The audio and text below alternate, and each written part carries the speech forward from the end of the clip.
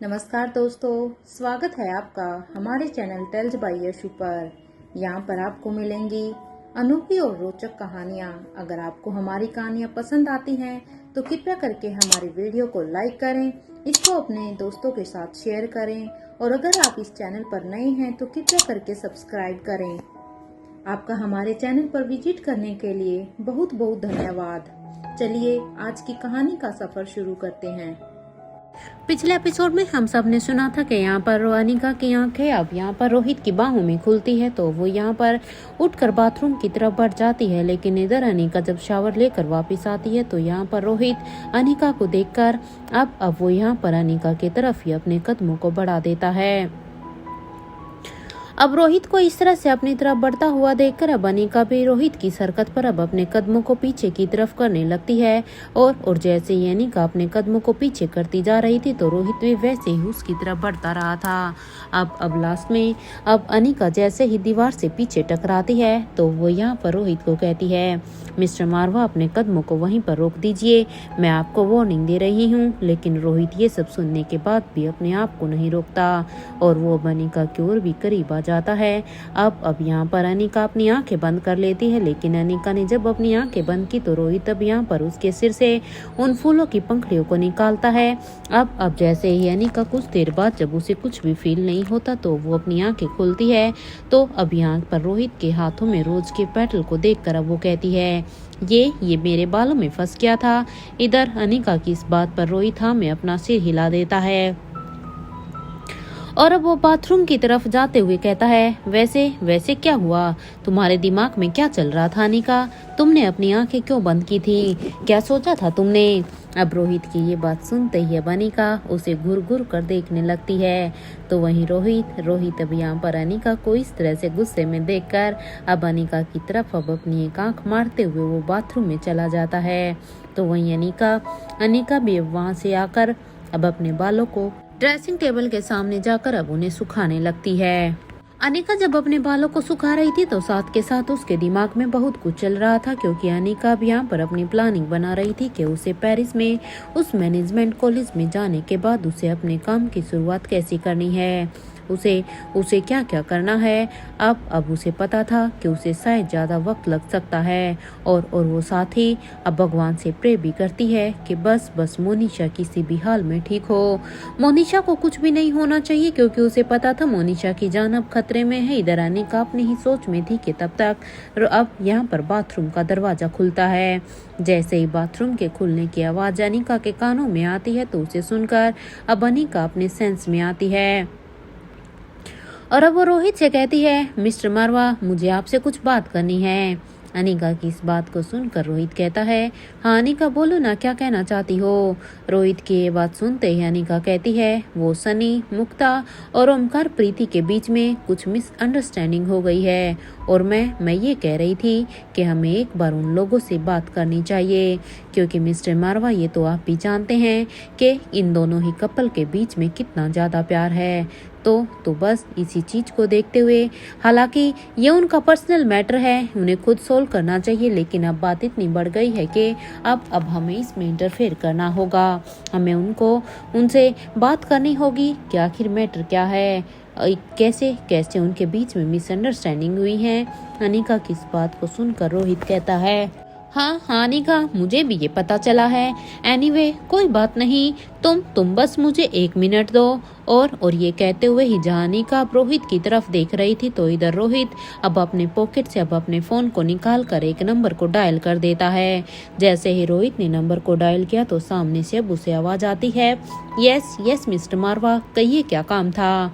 इस आवाज पर अब इस साइड से रोहित कहता है, मुझे आपसे कुछ जरूरी बात करनी है, आप मेरी बात को ध्यान से सुनिए। इधर ये कहते हुए ही रोहित अब उस शख्स के साथ बातें करने लग जाता है। तो इधर दूसरी तरफ पेरिस में स्वाति मल्होत्रा के पैलेस में आयशा अपनी ही सोच में थी। तभी उसे पीछे से आवाज आती है, क्या हुआ है तुम्हें? और अगर तुम्हें घर आना ही था तो मुझे पहले फोन कर देती, मैं आ जाता।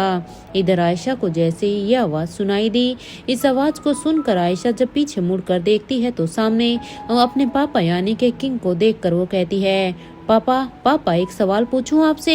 इधर आयशा की इस बात को सुनकर किंग हाँ में अपने सिर को हिला देते हैं।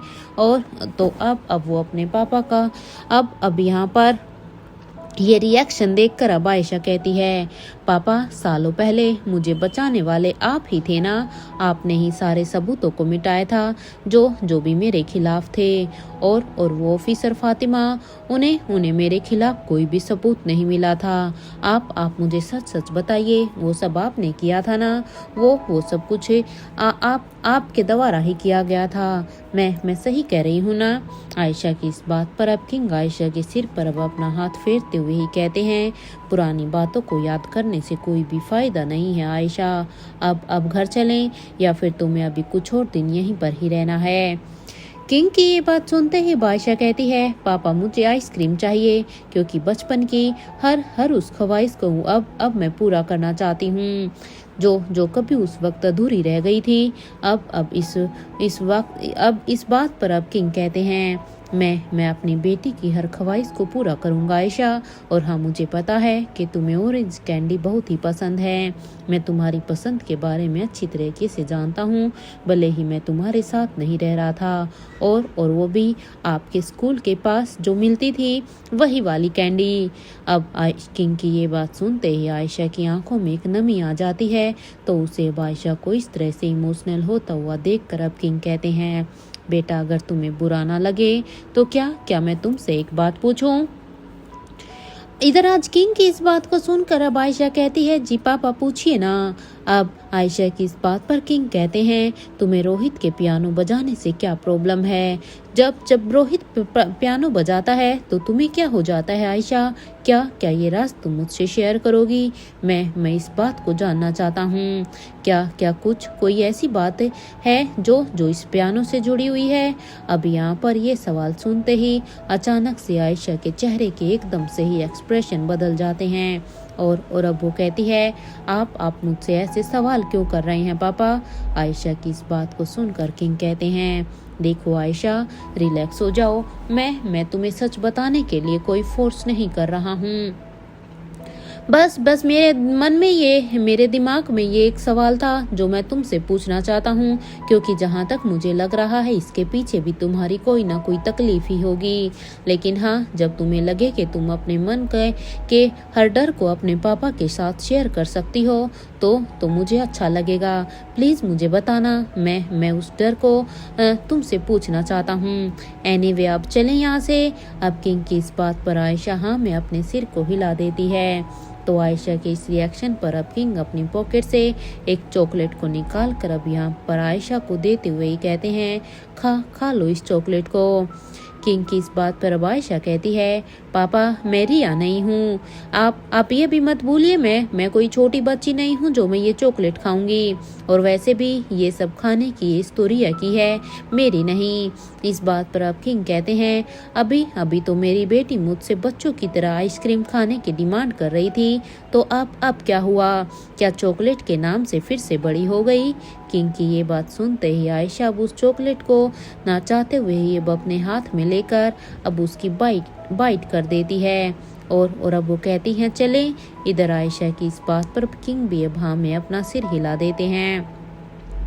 वो अब आगे जा रहे थे तो वहीं आयशा भी किंग के पीछे जा रही थी। तो इधर बूढ़े किंग के पैलेस में आज रिया ने यहाँ पर ब्लैक कलर का एक जंप सूट पहना हुआ था और उसने किंग का मास्क अपने हाथ में लिया हुआ था। उसे ऐसे देखकर अब यहाँ पर अनंता कहती है, रिया आपने ये मास्क क्यों लिया हुआ है।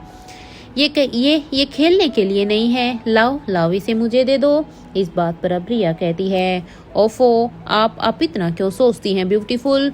और वैसे भी ये मास्क तो मेरे डैड के मास्क के जैसा ही है ना। और मैं डैड की प्रिंसेस हूँ, तो आप ये मत भूलिए, मैं इसे यूज कर सकती हूँ ना। इसमें गलत क्या है, क्योंकि मैं अपने डैड की चीज को यूज कर सकती हूँ। इस बात पर अब अनंता रिया की तरफ बढ़ती है और उसके हाथ से उस मास्क को लेते हुए ही कहती है, इस मास्क के लिए आपके भाई अलेक्जेंडर हैं, ये उन्हीं के लिए है। और हाँ, हमने आपके लिए कोई और ही मास्क को पसंद किया है। मैं उम्मीद करती हूँ रिया कि आपको वो मास्क बहुत ही पसंद आएगा। क्योंकि जो मास्क आपके हाथ में था ये सिर्फ अलेक्जेंडर के लिए ही है। इधर ये सुनते ही अब रिया कहती है, सच सच में मुझे वो मास्क दिखाइए ना जो आपने मेरे लिए डिजाइन किया है। प्लीज प्लीज मैं अब और वेट नहीं कर पाऊंगी। रिया की इस बात पर अब अनंता कहती है, उस मास्क को दिखाया नहीं जाता है, उसे बस दिया जाता है रिया। वो मास्क बहुत ही स्पेशल है। आपकी मम्मा ने उसके लिए बहुत सारी मेहनत की थी और वैसे भी मेहनत अब आपको भी करनी है उस मास्क को लेने के लिए। और हाँ, ये जो आपके अंदर का जो शरारती कीड़ा है ना, उसे अपने अंदर ही छुपाना होगा, क्योंकि वो मास्क आपको तभी मिल सकता है। आपको थोड़ा सा मैच्योर होना होगा। अब चलो अपने भाइयों के साथ डाइनिंग टेबल पर जाओ, तब तक हम भी वहीं पर ही आते हैं। आप वहीं पर हमारा इंतजार करो। अनंता की ये बात सुनते ही अब रिया कहती है, मुझे तो ये मास्क पहनना था ना। इस बात पर अब अनंता कहती है, it's not a playing mask Riya, अब आप जाइए यहाँ से, हम वहीं पर ही आते हैं। और ये कहते हुए ही अनंता अब किंग के रूम की तरफ जाने लगती है। तो वहीं रिया भी वहाँ से जाते हुए अब अपने मन में कहती है, ये तो बहुत ही गलत बात है। मुझे मास्क पहनकर यहाँ पर सभी को डराना था। अब मैं क्या करूँगी? अरे मेरा तो पूरा का पूरा प्लान ही इस ब्यूटीफुल लेडी ने खराब कर दिया। अब कुछ सोचना होगा। यही सोचकर अब वो डाइनिंग टेबल की तरफ जाने लगती है। इधर कुछ ही देर के बाद जब रिया यहाँ पर डाइनिंग टेबल पर आती है तो वहाँ पर उसके दोनों ही भाई बस रिया का ही आने का वेट कर रहे थे। जैसे वो यहाँ पर रिया को देखते हैं तो वो उसे देखकर कहते हैं, रिया तुम कहाँ पर रह गई थी? हम कब से तुम्हारा यहाँ पर आने का वेट कर रहे हैं। ये सुनते ही अब रिया भी वहाँ पर उनके पास जाती है और एक चेयर को खींचकर उसके ऊपर बैठकर कहती है, आज क्या बना है? ये कहते हुए रिया बाउल के ढक्कन को उठाकर देखती है तो उसमें यहाँ पर रिया के फेवरेट वाइट सॉस पास्ता बना हुआ था। अपनी फेवरेट डिश को अपने सामने देखकर रिया के चेहरे पर जो अभी मुरझाया हुआ था, क्योंकि उसके मास्क पहनने की इच्छा भी अधूरी रह गई थी, लेकिन अभी इस पास्ते को देखकर उसके चेहरे पर एक स्माइल आ जाती है और वो अपनी प्लेट में अपने फेवरेट पास्ते को डालकर अब उसकी एक बाइट लेते हुए ही कहती है, वाओ ये तो बहुत ही यमी है, आई लव इट। तो वहीं अलेक्जेंडर और आर्यन भी अब रिया के साथ अब अपना मील एंजॉय करने लगते हैं। आर्यन यहाँ पर एक बाइट लेते हुए अब कहता है, यार मुझे बड़ी दादी माँ की बहुत ही याद आ रही है। उनसे मिलने का मेरा बहुत ही मन कर रहा है। पता नहीं वो वापस कब तक आएंगी। इस बात पर अब रिया कहती है, मेरा भी बहुत ही मन कर रहा है दादी माँ से मिलने का। अरे इवन सभी फैमिली मेंबर से मिलने का। रिया की इस बात पर आर्यन कहता है, हाँ रिया, याद तो मुझे भी सभी की आती है, बट हम मॉम एंड डैड की परमिशन के बिना अब हम कहीं भी नहीं जा सकते हैं। और वैसे भी हमारे लिए यहाँ से जाना अब सेफ नहीं होगा। यहाँ पर ये सभी अब एक दूसरे से अपनी सेफ्टी के बारे में और अपनी फैमिली के बारे में ही बातें कर रहे थे। तो वहीं इधर दूसरी तरफ इंडिया में दिल्ली में गुलेरिया हाउस में राजीव गुलेरिया इधर अपने रूम में था। तो वो भी यही सोच रहा था कि आखिर उसके पापा कहाँ पर गायब हो गए हैं, क्योंकि उन्हें बहुत ही कोशिश की थी अपने पापा को ढूंढने की, लेकिन वो इसे यहाँ पर कहीं भी मिल नहीं रहे थे। अब वो कहते हैं, होना हो पक्का उनके दिमाग में कोई ना कोई तो खिचड़ी पक रही होगी। वो इतनी आसानी से सुधरने वाले तो नहीं है। अरे हम उम्मीद भी कैसे कर सकते हैं कि वो सुधर सकते हैं। वो जरूर कोई ना कोई षड्यंत्र बना रहे होंगे। मुझे सोचना होगा कि आखिर अब उनके दिमाग में क्या चल रहा है। आखिर वो अब क्या प्लान बनाने की सोच रहे हैं। जहां राजीव अब अपने पापा के बारे में सोच कर अपनी ही सोच को समझने की कोशिश कर रहे थे कि तभी उनके दिमाग में एक बात आती है और वो अब अपने फोन को निकालकर अब एक नंबर को डायल कर देते हैं। इधर कुछ ही देर की रिंग के बाद जब सामने से हेलो की आवाज आती है तो यहाँ पर अब राजीव पहले इधर उधर चेक करने के बाद वो अब अपने रूम में बने एक प्राइवेट रूम में की तरफ बढ़ जाते हैं और अब उस प्राइवेट रूम में जाने के बाद वो दरवाजे को बंद करते हुए कहता है, अंजलि वहाँ आकाश ठीक तो है ना? क्योंकि यहाँ पर सीक्रेटली राजीव ने अंजलि के पास ही कॉल किया था। इधर राजीव की इस बात पर अब उसे सामने से आवाज आती है, हाँ राजीव, यहाँ पर सब ठीक है, मैं और आकाश दोनों ही ठीक हैं। इस बात पर अब राजीव कहता है, अंजलि एक काम करो, तुम आकाश को लेकर मेरे पैलेस में चले जाओ। मेरी बात को समझने की कोशिश करो अंजलि, कैलाश अधिकारी अभी राजमहल की सिक्योरिटी में लगा हुआ होगा, और वैसे भी अभी तो राजमहल का फाउंडेशन डे भी आने वाला है, तो कैलाश का तो पूरा टाइम राजमहल में ही लग सकता है। इस बात पर अब उन्हें सामने से आवाज आती है, लेकिन राजीव तुम्हारे पैलेस में और आकाश, मैं और आकाश कैसे रहेंगे, और क्या हम वहाँ पर सेफ रहेंगे? तुम्हें क्या लगता है, क्या वो पैलेस यहाँ कैलाश अधिकारी के पैलेस से भी ज्यादा सुरक्षित होगा? अंजलि की इस बात पर अब राजीव कहता है, हाँ तुम दोनों वहाँ पर सेफ रहोगे, तभी तो मैं तुम्हें ये सब कह रहा हूँ। वैसे मुझे पूरा यकीन है कि तुम दोनों कैलाश अधिकारी के घर पर भी सेफ हो, और यहाँ भी आकाश है, तो तुम आकाश से कहना कि वो ऐसी कोई भी बेवकूफ़ी ना करे, क्योंकि आकाश के नाम का यहाँ पर हम एक आकाश को किसी को आकाश बना कर लेकर आए हैं। तो प्लीज आकाश अब ऐसा कुछ भी ना करे जिससे कि सारा का सारा रायता फैल जाए। उसे शांत रहने के लिए कहना। इस बात पर अब अंजलि के सामने से आवाज आती है, राजीव तुम मुझसे वादा करो कि इस बार तुम मेरे बच्चों को कुछ भी नहीं होने दोगे। अंजलि की इस बात पर अब इधर से राजीव कहता है, तुम चिंता मत करो अंजलि, तुम्हारे बच्चों को कुछ भी नहीं होने दूंगा मैं।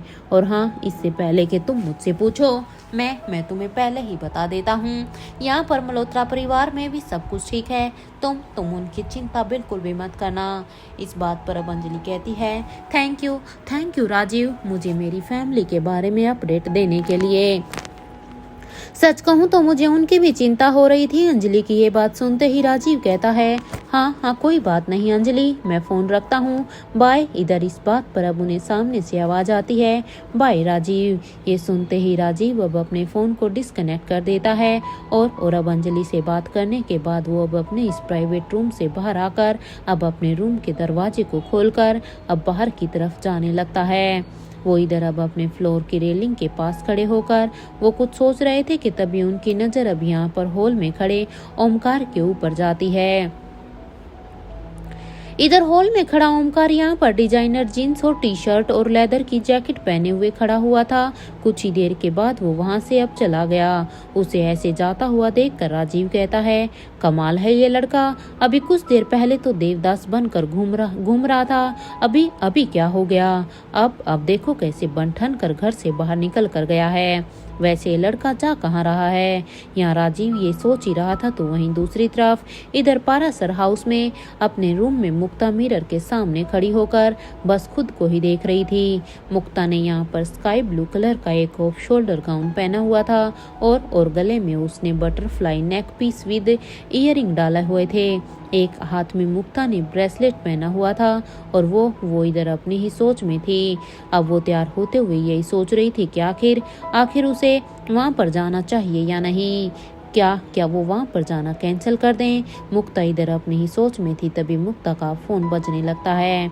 जैसे ही मुक्ता का फोन बजा तो वो अब अपनी सेंस में आती है और अब अपने फोन की तरफ देखती है तो उसके चेहरे पर स्माइल आ जाती है और वो अब अपने पर्स को लेकर अब अपने रूम से निकलकर बाहर आ जाती है। इधर उसे ऐसे देखकर अब मिस्टर आदित्य पारासर कहते हैं, बेटा मुक्ता, आप अब कहाँ जा रही हैं? अपने पापा की इस बात पर मुक्ता कहती है, पापा आप चिंता मत कीजिए, हम बस थोड़ी ही देर में आ जाएंगे। और ये कहते हुए ही वो वहाँ से निकल जाती है तो वहीं आदित्य पारासर अपनी बेटी को फिर से इस तरह से बदला हुआ देखकर अपने मन में कहते हैं, हे भगवान, अब मेरी बेटी की आंखों में आंसू न आए, वरना मैं टूट जाऊंगा। अरे मेरी बेटी सच में कितना रोई है। वो एकदम से ही टूट गई थी, लेकिन अब उसे देखकर थोड़ा सा सुकून मिल रहा है। शायद अब वो ठीक है। मैं अपनी प्रिंसेस की आंखों में आंसू कभी भी नहीं देख सकता हूँ। अब यहाँ पर इधर मारवा हाउस में भी अब एक तरफ जहाँ पर प्रीति भी रेडी हो रही थी, ऐसा जान पड़ रहा था जैसे ये सभी तैयार होकर कहीं पर जाने की तैयारी में थे। प्रीति ने यहाँ पर व्हाइट कलर की ड्रेस को पहना हुआ था। प्रीति ने अपने बालों का बन बनाया हुआ था और वो अब अपने मन में सोचती है कि समझ में नहीं आ रहा है ये सब क्या हो रहा है। एनीवे, जो कुछ भी है एक बार चल कर तो देखना चाहिए। और प्रीति यही सोचकर वो भी जाने का मन बनाती है। प्रीति आज दिखने में बहुत ही खूबसूरत लग रही थी, लेकिन उसके चेहरे पर अभी भी उदासी थी। उसके चेहरे की उदासी तो उसका मेकअप भी नहीं छुपा पा रही थी। वो इधर अपनी सोच में थी कि तभी उसके रूम का दरवाजा अब नॉक होने लगता है। दरवाजे के नॉक की आवाज को सुनकर अब प्रीति अपने सेंस में आती है और अब वो दरवाजे के पास जाकर जब उसे खोलती है तो यहाँ पर सामने सनी खड़ा हुआ था। सनी को देखकर अब प्रीति कहती है, सनी आप यहाँ पर। अब प्रीति की इस बात पर अब सनी कहता है, हाँ वहाँ जाना है ना प्रीति, मैं बस इसीलिए आया था कि कहीं लेट ना हो जाए। सनी की इस बात पर अब प्रीति कहती है, ऐसा कुछ भी नहीं होगा सनी, सब कुछ टाइम पर ही है, अब चलें हम। इस बात पर अब सनी हाँ में अपने सिर को हिलाता है और वो दोनों अब यहाँ पर मारवा हाउस से बाहर की तरफ जाने लगते हैं। तो इधर दूसरी तरफ पेरिस में राजमहल में आज बड़ी रानी की खुशी का ठिकाना ही नहीं था। उन्होंने सिर्फ रानी अवंतिका के रूम को नहीं खोला था, बल्कि रानी अवंतिका की एक लार्ज साइज फोटो उन्होंने रानी की गद्दी के ऊपर भी लगवाई थी। उस फोटो पर यहाँ पर चंदन का हार टंगा हुआ था। उस फोटो को देखकर तो भी यहाँ पर प्रिंसेस लतिका कहती है, वाओ वाओ रानी माँ, आपकी मम्मा तो बहुत ही खूबसूरत लग रही हैं और वो भी बिल्कुल आपकी ही तरह। इधर अब लतिका की इस बात पर बड़ी रानी लतिका के गालों को खींचकर कहती है, अरे बेटा ये आपकी राजमाता हैं, यानी कि आपकी बड़ी नानी माँ है और राजमहल के काम को संभालने वाली पहली रानी। वैसे तो कहा जाता है कि ये दूसरे नंबर की रानी है, इनसे पहले किसी और को रानी की पदवी दी गई थी, लेकिन उन्होंने उस पदवी को लेने से मना कर दिया था और उसके बाद वो पदवी हमारी रानी माँ यानी कि रानी अवंतिका को दी गई थी और उन्होंने अपनी रिस्पॉन्सिबिलिटी को जहाँ तक हमने सुना है बहुत ही अच्छी तरीके से निभाया था। और आपको पता है लतिका, रानी अवंतिका के तलवारबाजी के किस्से तो हमने बहुत ज्यादा सुने हैं। कहा जाता उनकी तलवारबाजी की चर्चाएं तो दूर दूर तक होती थी। कहा जाता था कि उनके जैसे तलवारबाजी का हुनर तो फिर किसी में भी नहीं था। ये कहते हुए ही बड़ी रानी अब वहां पर एक दीपक जलाती है और अब अपनी माँ की तस्वीर के सामने अब अपने हाथ को जोड़कर कहती है, हमें माफ कर दीजिएगा माँ, हमें नहीं पता था कि हमारा इस दुनिया में आना आपके जाने का कारण बनेगा। इधर बड़ी रानी की इस आवाज को सुनकर प्रिंसेस लतिका अब उनके हाथ को पकड़कर कहती है, आप ठीक तो है ना बड़ी रानी माँ। इस बात पर अब बड़ी रानी कहती है, हाँ मेरी प्रिंसेस, मैं बिल्कुल ठीक हूँ। अब चलो आपके पियानो टीचर आते ही होंगे, आपको अपने म्यूजिक रूम में अब चले जाना चाहिए। बड़ी रानी की इस बात पर प्रिंसेस लतिका कहती है, ओके बड़ी रानी, और अब वो वहां से उन्हें बाय बोल कर जाने लगती है। तो वहीं बड़ी रानी भी अब अपने मन में सोचती है, पता नहीं हमारे दोनों भाई आलिशा को लेकर कब यहाँ पर आएंगे। अरे इतना वक्त हो गया है, अब तक तो उन लोगों को यहाँ पर आ जाना चाहिए था। यहाँ बड़ी रानी अपनी ही सोच में थी। तो वहीं दूसरी तरफ बूढ़े किंग के पैलेस में किंग यहाँ पर अपने रूम की बालकनी में खड़े थे, क्योंकि किंग अब तक यहाँ पर स्वाति के पैलेस से आयशा को यहाँ पर लेकर आ गए थे। इधर वो कुछ सोच रहे थे, तभी एक पंछी अब उनके सामने आ गया। उस पंछी को देखकर किंग अब उसके साथ आई कांटेक्ट करने लगते हैं। कुछ देर के बाद अब यहाँ पर उसके साथ आई कांटेक्ट करने के बाद अब किंग कहते हैं, उन्हें शक तो नहीं हुआ और सब कुछ हमारे प्लान के हिसाब से ही तो हो रहा है ना। किंग की इस बात पर अब वो पंछी हाँ में अपनी पलकों को झपका देता है। इधर कुछ ही देर के बाद अब यहाँ पर किंग उस पंछी को वहाँ से जाने का इशारा करते हैं। ये इशारा देखकर अब वो पंछी भी वहाँ से चला जाता है, क्योंकि उसे जो मैसेज यहाँ पर किंग को देना था वो दे चुका था। और अब किंग इस पंछी के जाने के बाद किंग अब सोचते हैं, अपनी सोच में थे। तो वहीं दूसरी तरफ इधर आयशा मारवा के रूम में वहाँ पर अब अनंता आयशा को ही देख रही थी। तो वहीं तीनों बच्चे भी अब यहाँ पर अपनी बेहोश दादी माँ को देख रहे थे। इधर रिया अब अपनी दादी माँ को देखकर अनंता से कहती है, हमारी दादी माँ को क्या हुआ है। क्योंकि किंग जब यहाँ पर आयशा मारवा को यहाँ लेकर आ रहे थे तो किंग ने आयशा को जो चॉकलेट दी थी उसमें उस चॉकलेट को खाने की वजह से आयशा यहाँ पर बेहोश हो गई थी, ताकि आयशा को भी पता ना चले, क्योंकि किंग के पैलेस में आने के लिए ये रूल सबके लिए था। इधर रिया की इस बात पर अब अनंता कहती है, अब मैं क्या बोलूं, वैसे तुम्हें याद है तुम भी यहाँ पर आने के बाद कुछ देर तक तो बेहोश ही रहती हो। अब इस बात को सुनकर रिया अब अपने एक हाथ की उंगली से अब टैप करते हुए कहती है, yes beautiful, you are right. वैसे बड़ी ऐसा क्यों करते हैं? अरे जो भी इस पैलेस में यहाँ पर आता है या यहाँ से जाता है तो बड़ी उसके साथ ऐसा क्यों करते हैं? क्या इसके पीछे कोई बड़ा रीजन है? रिया की इस बात को सुनकर अब आर्यन कहता है, मेरे ख्याल से रिया शायद बड़ी को हाइड एंड सीक खेलना पसंद है, इसलिए वो ये सब करते हैं। इस बात पर अब रिया कहती है, इस तरह से ये तो बहुत ही वियर्ड है ना आर्यन। ये कहते हुए ही रिया आयशा मारवा के पास जाकर बैठ जाती है और वो अपने कोमल हाथों से आयशा मारवा के माथे पर हल्की हल्की सी थपकी देती है। इधर रिया को इस तरह से थपकी देता हुआ देखकर अब अनंता कहती है, बेटा रिया, आप तीनों जाकर अभी अपना आज का शेड्यूल पूरा कीजिए, आपकी दादी माँ के साथ मैं हूँ, आप इनकी चिंता मत कीजिए, जब उन्हें होश आ जाएगा तो मैं आप तीनों को इन्फॉर्म कर दूंगी।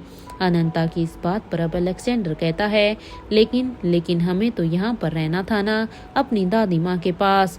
इस बात पर अब अनंता कहती है, बेटा आप तीनों यहाँ पर रहकर क्या कर लोगे? देखो बच्चों, ट्रस्ट में आपकी दादी माँ बिल्कुल ठीक हैं, वो अभी तो अपने होश में भी नहीं है, तो आप तीनों को टेंशन लेने की जरूरत नहीं है, मैं यहाँ पर हूँ, मैं सब संभाल लूंगी। यहाँ पर ये सभी बातें कर रहे थे कि तभी वहाँ पर अब आकांक्षा यानी कि किंग की स्टैचू आ जाती है। उसे देखकर अब रिया बेड से उठकर दौड़कर अब आकांक्षा के पास जाकर कहती है, आपको बड़ी नहीं भेजा है ना मेरी दादी माँ को ठीक करने के लिए? इधर रिया की इस बात पर अब आकांक्षा हाँ में अपने सिर को हिला देती है। ये देखकर अब रिया आकांक्षा के हाथ को पकड़कर अब उसे आयशा के पास खींच कर लेकर आती है। तो इधर आकांक्षा अपने हाथ में एक बाउल का लेप लिए हुए थी, क्योंकि उस लेप को किंग ने आकांक्षा को दिया था, इसलिए इस बाउल के लेप को लेकर वो अब अपने हाथ में उस लेप को लेकर अब आयशा के माथे पर लगा देती है और इधर अब वो सभी से कहती है, विद इन 5 मिनट में अब इन्हें होश आ जाएगा, आप सभी चिंता मत कीजिए। और ये कहते हुए ही अब आकांक्षा उस रूम से निकलकर बाहर चली जाती है। तो वहीं वो सभी भी अब आयशा मारवा को ही देख रहे थे, वो बस आयशा मारवा के होश में आने का इंतजार कर रहे थे। इधर लंदन में यशपाल अग्रवाल के पैलेस में वो इधर अपने रूम में बैठकर सोच रहे थे कि तभी वो कहते हैं, आखिर वो कौन था जो देवराज के साथ फाइट कर रहा था? आज पहली बार मुझे किसी ने इम्प्रेस किया है। अगर वो चाहता तो अपने एक अटैक में ही देवराज को मार सकता था, लेकिन उसने ऐसा कुछ भी नहीं किया। कौन होगा वो फाइटर? एक तो मैं अपने बेटे की मौत के बाद काफी अकेला हो गया हूँ। अरे अब कोई भी नहीं है। एक मेरा ग्रैंडसन है जो किसी भी काम का नहीं है, क्योंकि मेरी इस बुराई की दुनिया के बारे में मेरा बेटा सब कुछ जानता था। मैं भले ही मुझे वो हमेशा नालायक लगता था, लेकिन फिर भी वो मेरा अपना था। लेकिन मैं अब अपने इस ग्रैंडसन का क्या करूं? इधर अब यहाँ पर जब यशपाल अग्रवाल ये सब कह रहे थे तो इसकी इस बात को सुनकर अब विंडो के साथ खड़े इंस्पेक्टर विक्रांत कहते हैं, आपको ऐसे क्यों लगता है कि मैं आपके खिलाफ हूँ, जबकि सच तो ये है कि मैं तो हमेशा से ही आपके साथ ही था दादाजी। और ये कहते हुए इंस्पेक्टर विक्रांत अब पीछे मुड़कर अपने दादाजी को देखते हुए ही कहते हैं, आपने शायद ध्यान नहीं दिया होगा, लेकिन सच तो यही है कि खतरनाक ऑर्गेनाइजेशन के उतनी ही बातें बाहर आती हैं, या मैं यूँ कहूँ कि उतनी बातों को मैं आने देता हूँ जिसमें राजमहल की रानी या फिर वो इंपीरियल ग्रुप का किंग फंस जाए। और वैसे भी इंद्रजीत पीरामल के किंग बनने में हमारा ही तो फायदा था। अब मुझे अच्छी तरह से पता है कि स्पेशल डिपार्टमेंट का नेक्स्ट मूव क्या है।